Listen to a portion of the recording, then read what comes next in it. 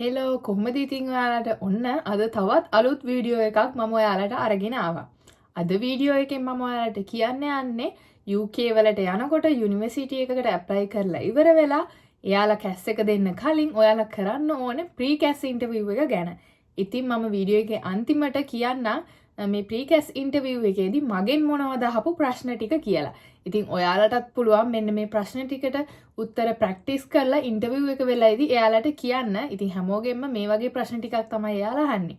ඉතින් ඒක නිසා ඔයාලත් UK යන්න බලාගෙන ඉන්නවා නම් ස්ටුඩන්ට් කෙනෙක් විදියට මේ වීඩියෝ එක අනිවාර්යෙන්ම ඔයාලට ගොඩක් වැදගත් වෙයි. ඔයාලා තාමත් අපේ channel එකට අලුත් නම් දැන්මම subscribe කරලා මේ වගේ වීඩියෝස් බලන්න එකතු වෙන්නත් අමතක කරන්න එපා. අපි යුනිවර්සිටි එකට ඉනිෂියල් පේමන්ට් එක කරලා ඉවර වෙලා අපේ ඔක්කොම ඩොකියුමන්ට්ස් ටිකත් ඕකේ වුණාට පස්සේ එයාලා අපිට කැස් ලෙටර් එක කියලා එකක් දෙනවා. මේ කැස් ලෙටර් එක අපිට ඕනි වීසා ඇප්ලයි කරන්න. මේ කැස් කියලා කියන්නේ confirmation of acceptance for studies කියන එක.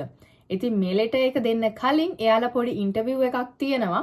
ඉතින් අන්න ඒ ඉන්ටර්විව් එකට තමයි අපි ප්‍රී කැස් ඉන්ටර්විව් එක කියලා කියන්නේ. ඉතින් එයාලා මේ ඉන්ටර්විව් එක තියන්නේ අපි ඇත්තටම එන්නේ ඉගෙන ගන්නද?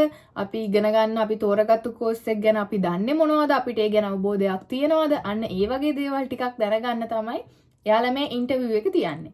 ඉතින් ඉන්ටර්විව් එකක් කිව්වට එයාලා කරන්නේ අපිට නිකන් වොයිස් කෝල් එකක් ගන්න එක. ඉතින් එයාලා ඔයාලට කලින් කියන්නේ නැහැ එයාලා කවදද වොයිස් කෝල් එක ගන්නෙ කියලා. එයාලා රැන්ඩම්ලි එයාලට හිතුණු දවසක වොයිස් කෝල් එක ගන්නවා. ඉතින් මට නම් එයාලා මුලින්ම කෝල් එක ගත්තේ සතියේ දවසක මං හිතන්නේ බදාදා වගේ දවසක හවස 3ට විතර. එදා මම මේ වෙලාවේ ඔෆිස් එකේ හිටියේ. අනිත් එක එදා හොඳටම වැස්ස දවසක්. ඉතින් ඒක නිසා මම එදා කෝල් එක ආන්සර් කරාට එයාලට මම කියන දේවල් කිසි දෙයක්ම ඇහිලා තිබුණේ නැහැ. ඉතින් ඒක නිසා ටිකකින් එයාලා කෝල් එක කට් කරා. ඊට පස්සේ මම කරේ මම එයාලට ඊමේල් එකක් දැම්මා මෙහෙම වැස්ස නිසා අපේ කනෙක්ෂන් ඉෂුව එකක් තියෙනවා ඒක නිසා වෙන්න ඇති එහෙම කියලා. ඊට පස්සේ යාලා හරියටම ආයේ දවස් 5කට පස්සේ මට කෝල් කරා. එදා නම් මං ගෙදර හිටියේ. අන්න එහෙම තමයි මගේ ප්‍රී කැස් ඉන්ටර්විව් එක තිබුණේ. ඉතින් ඔයාලත් බය වෙන්න එපා. එයාලා මොන වෙලේ කෝල් කරයිද කියලා. එයාලා කොයි වෙලේ කෝල් කරත් ඔයාලා බිසි නම් ඔයාලට ආන්සර් කරන්න බැරි වුණොත් හදිස්සියවත් එයාලා ආපහු කෝල් බෑක් කරනවා. හැබැයි ඔයාලා මේ ඉන්ටර්විව් එක පාස් වුණොත් විතරයි එයාලා කැස් ලෙටර් එක දෙන්නේ. අනිත් එක ඔයාලට මේ ප්‍රී කැස් ඉන්ටර්විව් එක තියෙන දවසේම එදාම ප්‍රී කැස් රිසල්ට් එකක් දෙනවා. ඉතින් මට නම් එදාම ප්‍රී කැස් ඉන්ටර්විව් එක ඉවරුනාට පස්සේ එයාලා ඊමේල් එකක් දාලා තිබුණා. මගේ ඉන්ටර්විව් එක සක්සස්ෆුල් එහෙම කියලා. ඊට පස්සේ එයාලා මට ප්‍රී කැස් ෆෝම්ස් ටිකත් එවලා තිබුණා. මේ විදියට එයාලා දෙන ප්‍රී කැස් ෆෝම් ටික අපි යාලට ෆිල් කරලා දෙන්න ඕනේ. එතකොට අපි ප්‍රී කැස් ෆෝම් එක යාලට ෆිල් කරලා දෙනකොට ඒකත් එක්කම අපේ ෆයිනෑන්ෂියල් ඩොකියුමන්ට්ස් උත් දෙන්න ඕනේ. ඒ කියන්නේ බැංක් එකේ ලෙඩර් හෙඩ් එක අපි බැංක් බැලන්ස් කන්ෆර්මේෂන් ලෙටර් එකක් යාලට දෙන්න ඕනේ. අපේ මේ ෂෝ මනී සල්ලි දවස් 28ක් තිස්සේ බැංක් එකේ තිබුණා. එහෙම කියලා. ඒ වගේම තමයි අපේ TB සර්ටිෆිකේට් එකත් එයාලා ඉල්ලනවා මේ ප්‍රී කැස් ෆෝම් එකත් එක්කම. ඉතින් ඒ ඔක්කොම ටික හරි ගියාට පස්සේ තමයි එයාලා අපිට කැස් ලෙටර් එක දෙන්නේ. ඉතින් දැන් මම කියන්නම් එයාලා මේ ප්‍රී කැස් ඉන්ටර්විව් එකේදී මගෙන් අහපු ප්‍රශ්න මොනවද කියලා. ඉතින් එයාලා හැමෝගෙම අහන්නේ මේ වගේ ප්‍රශ්න ටිකක්. ඉතින් ඔයාලටත් ඔයාලගේ කෝස් එකට ගැලපෙන විදියට මේ ප්‍රශ්න වලට උත්තර හදාගෙන ඒක ටික ප්‍රැක්ටිස් වෙලා ඉන්න. එතකොට ඔයාලටත් ලේසි ඒ ප්‍රශ්න වලට උත්තර දෙන්න. ඉතින් ඒ වගේම තමයි මේ මගෙන් අහපු ප්‍රී කැස් ඩොකියුමන්ට්ස් එකේ questions සහ answers තියෙන ෆයිල් එකක් මම description box එකේ share කරන්නම්. ඔයාලට ඕනේ නම් ඒක ඩවුන්ලෝඩ් කරගෙන ඒ ටික ප්‍රැක්ටිස් වෙන්න පුළුවන්. එයාලා මගෙන් මුලින්ම අහපු ප්‍රශ්නය තමයි what is your name? ඊට පස්සේ එයාලා මගෙන් ඇහුවා date of birth එක. ඊට පස්සේ මගෙන් course එක මොකක්ද කියන එක ඇහුවා. ඊළඟට මගෙන් ඇහුවේ email address එක. ඉතින් මෙන්න මේ දේවල් ටික එයාලා අහන්නේ අපිව verify කරගන්න. apply කරපු එක්කෙනාමද මේ කතා කරන්න කියලා බලන්න. ඊට පස්සේ මගෙන් ඇහුවා මොනවද මගේ course එකේ modules ටික කියලා. ඉතින් මම නම් මගේ කෝස් එකට තිබුණ ඔක්කොම මොඩියුල්ස් ටික මතක තියාගෙන ඉඳලා මේ වෙලාවේදී කිව්වා. ඉතින් ඔයාලත් අනිවාර්යයෙන්ම ඔයාලගේ කෝස් එකේ තියෙන මොඩියුල්ස් ටික එයාලගේ වෙබ්සයිට් එකකින් බලලා අනිවාර්යයෙන්ම මතක තියාගන්න ඕනේ. ඊට පස්සේ එයාලා අහපු දෙයක් තමයි ඇයි ඔයා මේ කෝස් එක සිලෙක්ට් කරගත්තේ කියලා. ඊට පස්සේ ඒකට මම දුන්න උත්තරය තමයි ඉතින් මේ කෝස් එක මට ගොඩක් වැදගත් වෙනවා. මොකද මම දැනටමත් ඒ ෆීල්ඩ් එකේ වැඩ කරන්නේ. ඉතින් ඒ වගේ මේ කෝස් එකේ තියෙන මේ මොඩියුල්ස් කියලා මොඩියුල්ස් වල නම් ටිකක් කියලා ඒ දේවල් මට කැරියර් එකේ ඉස්සරහට යන්න ගොඩක් වැදගත් වෙනවා. ඒක නිසා තමයි මම මේ කෝස් එක තෝරගත්තේ කියලා තමයි මම නම් කිව්වේ. ඉතින් ඔයාලටත් පුළුවන් මේක ඔයාලගේ කෝස් එකට ගැලපෙන විදියට වෙනස් කරගන්න. ඔයාලගේ කෝස් එකේ මොඩියුල්ස් වල නම් ටිකක් දාලා ඇයි ඔය කෝස් එක ඔයාලට වැදගත් වෙන්නේ කියලා ඔයාලට පුළුවන් කියන්න. ඊට පස්සේ යාලා අහපු එකක් තමයි what is the course assessing methods කියන එක. I think අපේ කෝස් එක නම් assessing methods උනේ test, examinations, course work and practical කියන ඒවා. ඉතින් ඒ ටිකත් ඔයාලට සාමාන්‍යයෙන් යුනිවර්සිටි වෙබ්සයිට් එකෙන් බලා ගන්න පුළුවන්. ඊට පස්සේ යාලා මගෙන් ඇහුවා ඇයි UK තෝරගත්තේ කියලා.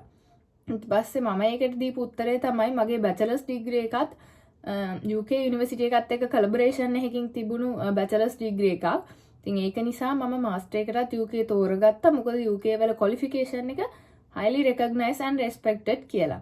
ඒ වගේම තමයි මම කිව්වා UK තමයි most popular destination එක international students ලට English speaking countries වලින් කියලා.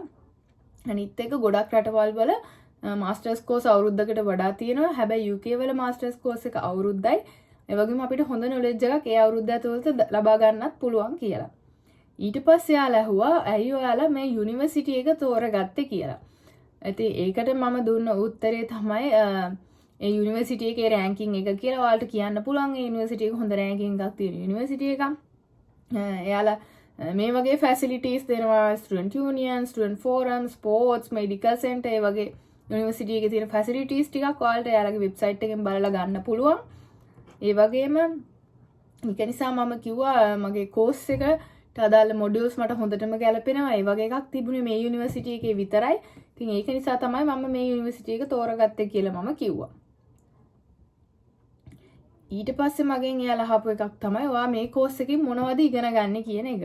ඉතින් ඒකටත් මම ඒ වෙනකොටත් වැඩ කර හිටපු නිසා ඒකට රිලේටඩ් විදියට මම කිව්වා සම් මොඩියුල්ස් ටිකක් කියලා. ඒ ටික කෙටියෙන් විස්තර කරා. ඒ දේවල් තමයි මම ඉගෙන ගන්න කියලා. ඊට පස්සේ එයාලා මගෙන් අහුවා do you have any pets කියලා. ඉතින් මේ ප්‍රශ්නේ අහන්නේ එයාලා අපි ඇත්තටම පුද්ගලයෙක්ද මේ කතා කරන්න කියලා බලන්න. මොකද සමහර වෙලාවට ගොඩක් අය රෙකෝඩින් එකක් දාලා තියන්න පුළුවන්. ඉතින් ඒක නිසා අනිත් එක අපි කටපාඩම් කරලාද කියන්නේ කියලා බලා ගන්න. එයාලා මැද්දේ මේ වගේ එක ප්‍රශ්න අහන්න පුළුවන්. ඔයාලගේ වැඩවලට ඒ කෝස් එකට අදාළ නැති දේවලුත්. ඊට පස්සේ එයාලා මගෙන් ඇහුවා do you have any visa refusals කියලා. ඉතින් මට visa refusals තිබුණ නැති නිසා මම නැහැ කියලා කිව්වා. ඊට පස්සේ එයාලා ඇහුවා what are you planning to do after the completion of this course කියලා. ඊට පස්සේ මම කිව්වා මම මේ කෝස් එක ඉවර වෙලා ආපහු ඉන්ඩස්ට්‍රි එකට යන්න බලාපොරොත්තු වෙනවා මගේ අලුත් නොලෙජ් එකත් එක්ක. ඊපස්සේ මම කිව්වා මම ආයෙ ලංකාවට ඇවිල්ලා ඒ මං අලුතෙන් ගත්ත එක්ස්පීරියන්ස් එක ලංකාවේ මොබයිල් නෙට්වර්ක්ස් දියුණු කරන්න යොදා ගන්නවා කියලා. ඉතින් ඔයාලා මේකෙදි අනිවාර්යයෙන්ම කියන්න ඕනේ ඔයාලා ආපහු ලංකාවට එනවා කියලා. ඒක තමයි එයාලා බලාපොරොත්තු වෙන්නේ. ඒ වගේම එයාලා ඊළඟ ප්‍රශ්නේ මගෙන් ඇහුවෙත් ඒකම තමයි. එයාලා මගෙන් ඇහුවා මම ආපහු ලංකාවට යනවද කියලා. මම ඉතින් ඔව් කියලා කිව්වා. ඊට පස්සේ එයාලා මගෙන් ඇහුවා what are the job positions you can get once you complete the course කියන එක. ඉතින් මම මේකටත් කලින්ම ලෑස්ති වෙලා හිටියේ. මම කොහොමත් ඉන්ඩස්ට්‍රි එකේ වැඩ කරපු නිසා මම දැනගෙන හිටියා අපේ ක්වොලිෆිකේෂන් වැඩි වෙන්න අපිට යන්න පුළුවන් පොසිෂන්ස් මොනවද කියන එක. ඉතින් ඒ අනුව ඔයාලටත් මේ ප්‍රශ්නෙට උත්තර දෙන්න පුළුවන්. ඊට පස්සේ එයාලා ඇහුවා what is the total cost of your course කියන එක. ඊපස්සේ මම මගේ සම්පූර්ණ කෝස් එකේ ගාණ කියලා ඊට පස්සේ මට හම්බුණු ස්කෝලර්ෂිප් එකේ ගාණත් කියලා ඊට පස්සේ මම දැනටමත් ඉනිෂියල් පේමන්ට් එක විදියට මෙච්චර ගාණක් ගෙවලා තියෙනවා කියලා එයාලට මෙතනදී කිව්වා. ඊට පස්සේ එයාලා ඇහුවා හැට්ෆීල්ඩ් වල ලිවිං කොස්ට් එක කොහොමද කියලා. ඉතින් ඒක ඔයාලා කොහොමද ඔයාලා දන්නවා ඔයාලගේ ෂෝ මනි වලට පෙන්වන්න ඕනි ගාණ.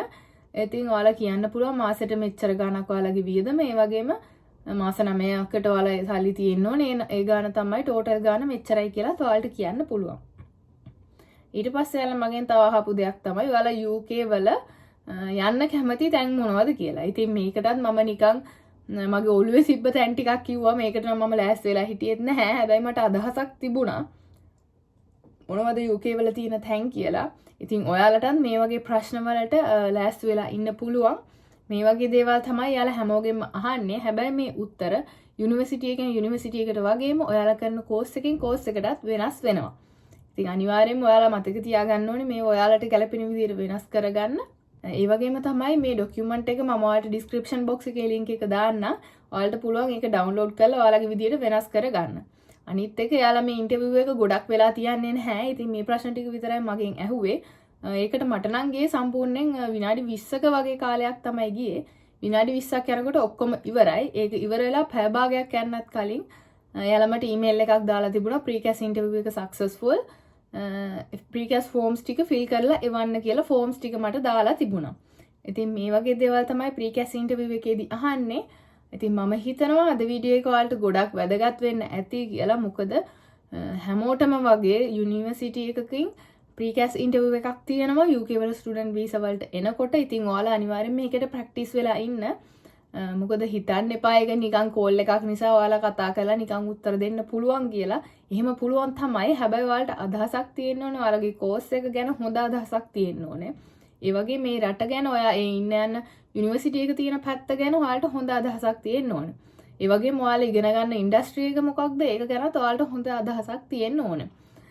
ඉතින් මම හිතනවා මේ වීඩියෝ එක ඔයාලට ගොඩක් වැදගත් වෙන්න ඇති කියලා.